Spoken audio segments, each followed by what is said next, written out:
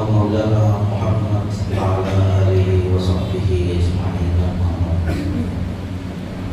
فأعوذ بالله من الشيطان الرجيم. بسم الله الرحمن الرحيم. ولا تقولوا لمن يقتل في سبيل الله أموات بل أحياء ولكن لا تشعرون. صدق الله العظيم.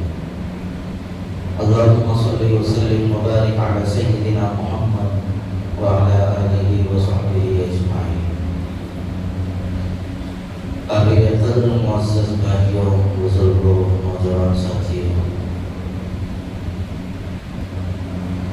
آج 10 محرم الحرام ہے. نواسۂ رسول حضرت سیدنا حسین رضی اللہ تعالی عنہ کی یوم شہادت ہے. حضرت سیدنا حسین رضی اللہ تعالی عنہ کی شہادت یہ اسلام کی تاریخ کے اندر اہم ترین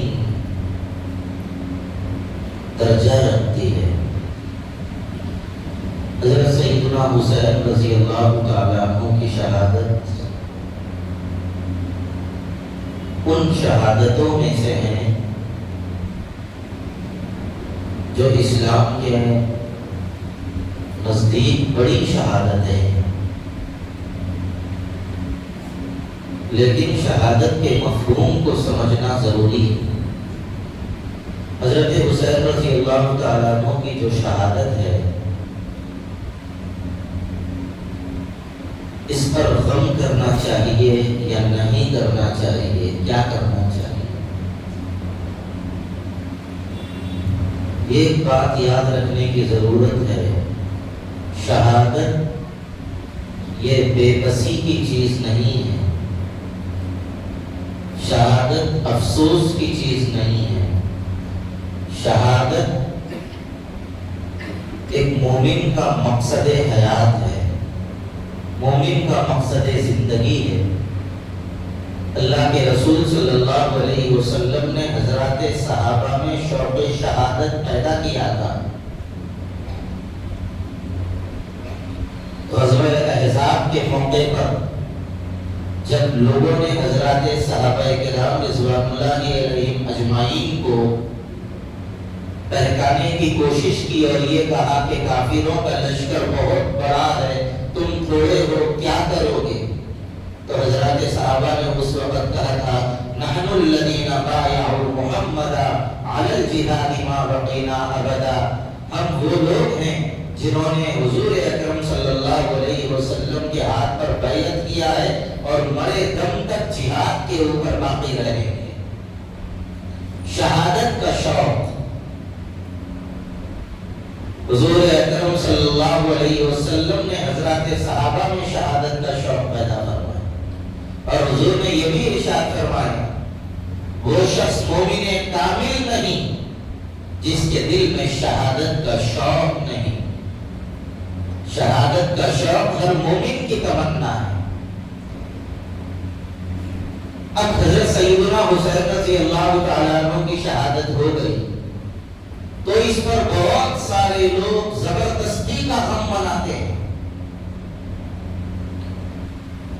کیا شہادت حسین غم منانے کی چیز ہے؟ یہاں پر دو باتیں ہیں. حضرت حسین رضی اللہ تعالیٰ عنہ کی شہادت پر غم کا ہونا اور ایک ہے غم منانا. غم ہونا الگ چیز ہے، غم منانا الگ چیز ہے. غم منا رہے ہیں، تماشا پڑا کر رہے ہیں، سینے پیٹ رہے ہیں، سر پاڑ رہے ہیں، معصوم بچوں کے سروں کے اوپر تلوار چلا رہے ہیں، خون بہا رہے ہیں. ان مہینوں میں اللہ نے فرمایا فَلَا تَظْلِمُوا فِيهِنَّ أَنفُسَكُمْ. سورہ توبہ میں اللہ نے فرمایا یہ 4 مہینے حرمت والے ہیں، اس میں ایک مہینہ محرم کا بھی ہے. اس مہینے میں اپنے آپ پر ظلم مت کرو، یہ اللہ تبارک و تعالیٰ کا حکم ہے. اس کے باوجود بھی اپنے آپ پر ظلم کر رہے ہیں. اور یہ لوگوں کو دکھانا چاہ رہے ہیں کہ حضرت حسین رضی اللہ تعالیٰ عنہ کی شہادت بہت مظلومانہ ہوئی تھی، لہذا ہم بھی اس غم میں حصے دار بننا چاہ رہے ہیں۔ یہ ہے غم منانا، اور ایک ہے غم کا ہونا۔ آج حضرت حسین کی یاد آ گئی، کربلا کا وہ سارا واقعہ ذہن سے گزر گیا۔ نواسۂ رسول ہونے کے بعد بھی ان لوگوں نے حضرت سیدنا حسین رضی اللہ تعالیٰ عنہ کے ساتھ ایسا برا سلوک کیا، دل میں درد پیدا ہو گیا، خود بخود آنکھوں سے آنسو جاری ہو گئے، ایک عجیب بے کیفی کی حالت ہو گئی۔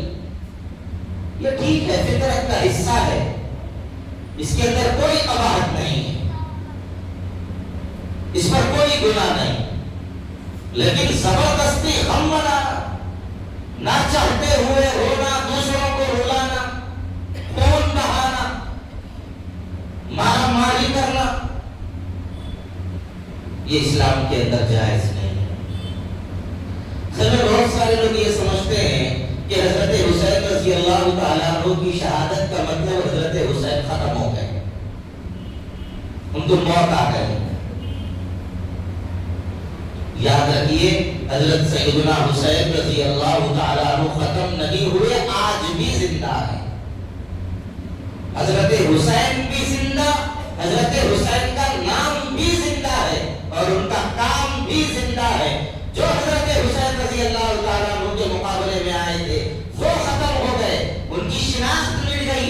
اگر ان کا نام بھی لیا جاتا ہے تو محبت کے ساتھ نہیں لیا جاتا، لعنت کے ساتھ لیا جاتا ہے، عظمت کے ساتھ نہیں لیا جاتا۔ حضرت حسین کا نام آج بھی عظمت کے ساتھ لیا جاتا ہے۔ آپ بولیں گے حضرت حسین کیسے زندہ ہیں؟ وہ تو شہید ہو گئے۔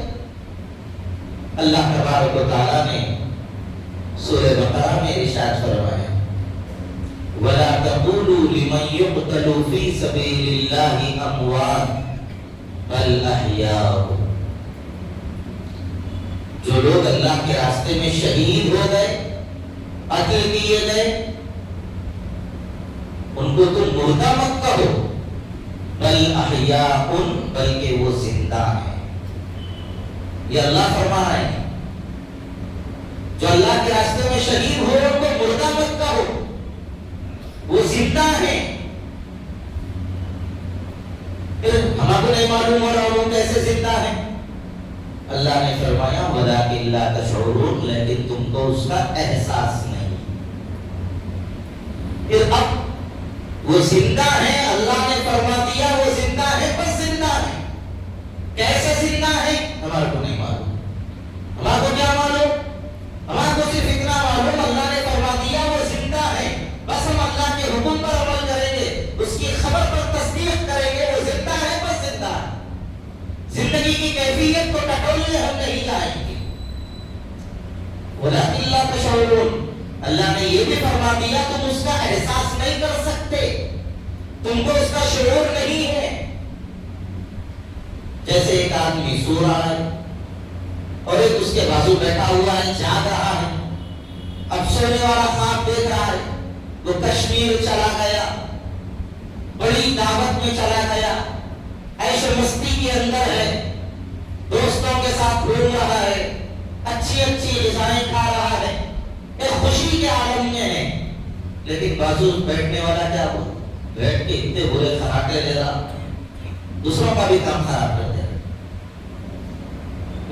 وہی آدمی اگر یہ خواب دیکھے کہ اس کے سامنے سانپ آ گیا ہے، اس کے پیچھے کتے پڑ رہے ہیں، کوئی اس کو مار رہا ہے، دشمن اس پر حملہ کر رہے ہیں، وہ خواب میں ڈر رہا ہے، خواب میں بے چین ہے، پریشان ہے، لیکن وہی بازو بیٹھنے والا یہی سمجھ رہا ہے یہ خراٹے مار کے سو رہا ہے۔ خواب دیکھنے والا محسوس کرتا ہے وہ کیا خواب دیکھا ہے، بازو بیٹھ کر جاگنے والا محسوس نہیں کر سکتا۔ یہ کیسی کیفیت میں ہے، اس کی کیفیت کیا ہے، وہ بازو بیٹھنے والا محسوس نہیں کر سکتا۔ جبکہ خواب کو محسوس نہیں کر سکتے تو قبر میں زندہ رہنے والوں کی زندگی کو ہم کیسے محسوس کریں گے؟ اسی لیے اللہ نے فرمایا وہ زندہ ہے ولکن لا تشعرون، لیکن تم کو اس کا شعور نہیں۔ اور آگے کی بات اللہ نے قرآن میں فرمائی بل احیاء عند ربهم یرزقون، وہ زندہ ہیں، اللہ کے پاس سے ان کو روزی دی جاتی ہے، اللہ ان کو روزی دے رہا ہے، اور ہم ان کو مردہ سمجھ کے ان کا ماتم کر رہے ہیں، پیٹ رہے ہیں، سینہ چاک کر رہے ہیں۔ ماتم تو مردوں کا کیا جاتا ہے، زندوں کا تھوڑی کیا جاتا ہے۔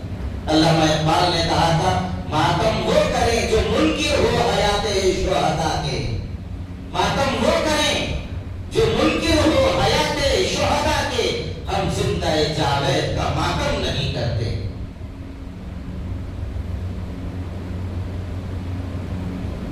زندوں کا ماتم کون کرتا ہے؟ ماتم اس لیے کرتے ہیں حضرت حسین رضی اللہ تعالیٰ عنہ بڑے کربناک عالم کے اندر دنیا سے گئے، لہذا اس کے غم میں ہم ماتم کر رہے ہیں۔ حضرت حسین رضی اللہ تعالیٰ عنہ کو بھی ان کے اوپر ہنسی آ رہی ہوگی۔ مثال کے طور پر ایک زندہ آدمی ہے، میرے والد صاحب ہیں، میں ان کے سامنے جا کے ابا جان یا ابا میرے ابا ان کے سر پہ مار رہا ہوں، سینے پہ مار رہا ہوں، ہمارے باپ کھینچ کے کھولی دے کے پاگل ہو گئے، کیا کر رہے ہو سب تماشا؟ ارے آپ کی بہت یاد آ رہی ہے، آپ نے مر گئے سمجھا، میرے سمجھنے سے تھوڑی ہو جائے۔ حضرت حسین رضی اللہ تعالیٰ عنہ کو بھی ان کی حرکتوں پہ ہنسی آ رہی ہوگی، میں تو اپنی قبر میں زندہ ہوں، یہ تماشے کیا کر رہے ہیں یہ لوگ؟ ایک زندگی وہ ہے جس کو میں محسوس کر سکتا ہوں، اور ایک زندگی وہ ہے جو اللہ تبارک و تعالیٰ اپنے محبوب بندوں کو عطا فرماتا ہے۔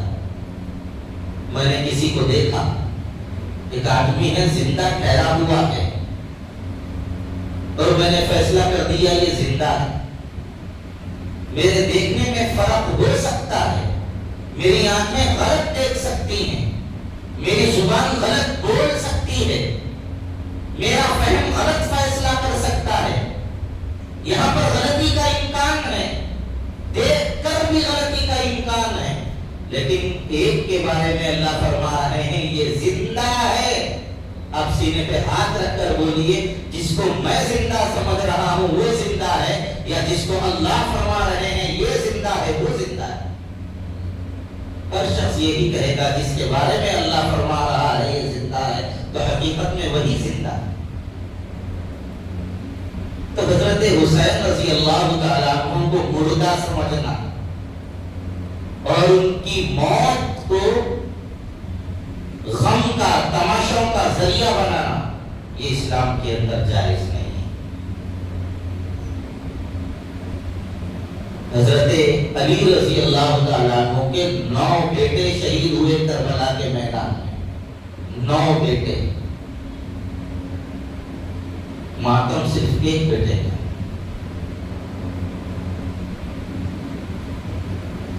حضرت حسین رضی اللہ تعالیٰ عنہ کے 2 بیٹے شہید ہوئے، ایک علی اکبر اور دوسرے علی اصغر، یہ دونوں شہید ہوئے، اور تیسرے تھے حضرت علی اوسط جو میدان جنگ میں نہیں آ سکے، انہی کا نام زین العابدین ہے، انہی سے حضرت حسین رضی اللہ تعالیٰ عنہ کی نسل آگے بڑھی ہے، ان کی نسل کا سلسلہ آج بھی زندہ ہے۔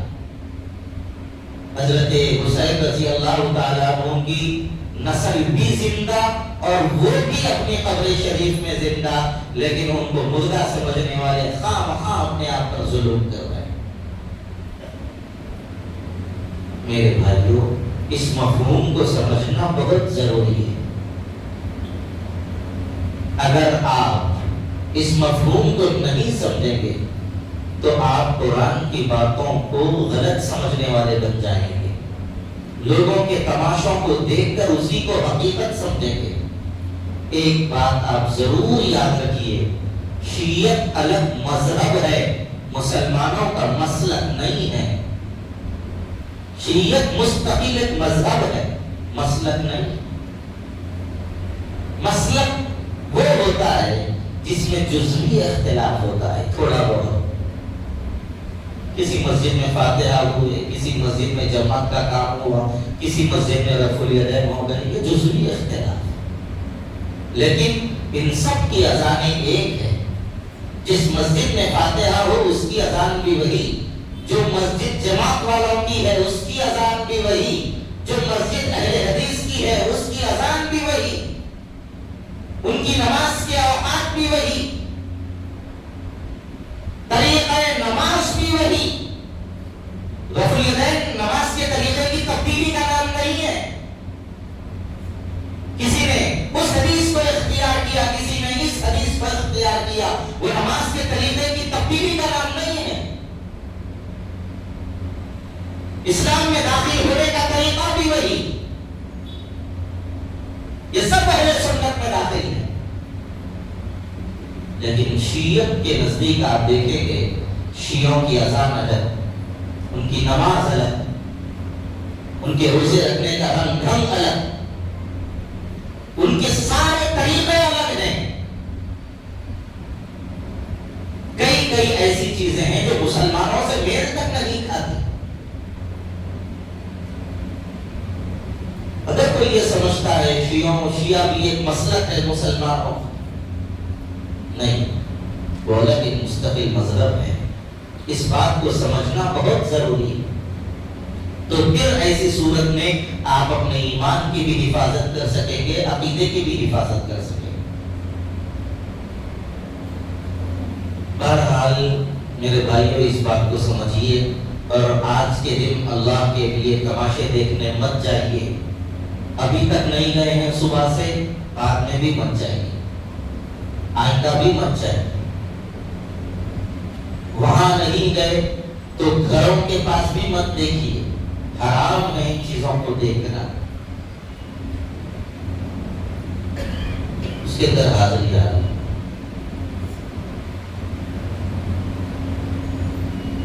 اور حیرت کی انتہا یہ ہے جتنا دبا کے بینڈ بجا اتنی زیادہ اس کو حاضری آ رہی۔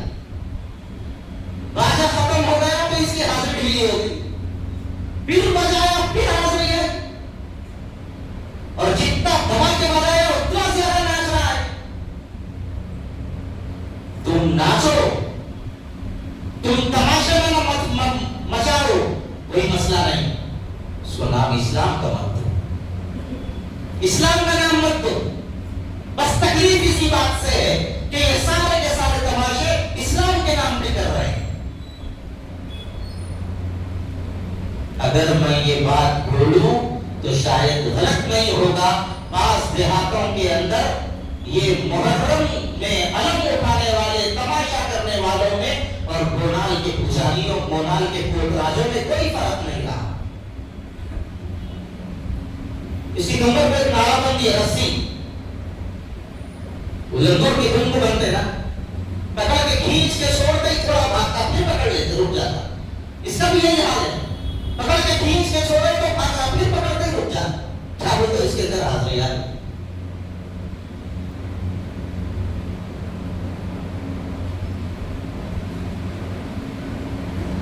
اور بعض لوگ تو اس کے پاس جا کے اپنی تقدیر پوچھ رہے ہیں، قسمت کے فیصلے کروا رہے ہیں۔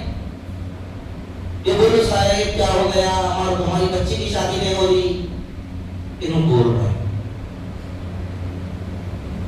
انہیں جب ہوش میں ہی نہیں ہے، اس کے اوپر حاضری آ گئی، اس دنیا میں ہے نہیں تو سمجھنا کیسا؟ سمجھنے کی بات ہے نا، اس کو کچھ بھی سمجھ میں نہیں آ رہا تو پھر یہ سمجھ میں کیسا آ رہا؟ سب جگہ ہلو چل رہا، اندر میں گھر میں کود کے بھاگ رہا، وہ کیسے سمجھ میں آ گیا؟ سب تماشے، جہالت ہے، دینداری نہیں، دین بیزاری ہے، اللہ رسول سے دشمنی ہے، اسلام سے بغاوت ہے، اور سب سے بڑی چیز دین کی بدنامی کا ذریعہ ہے۔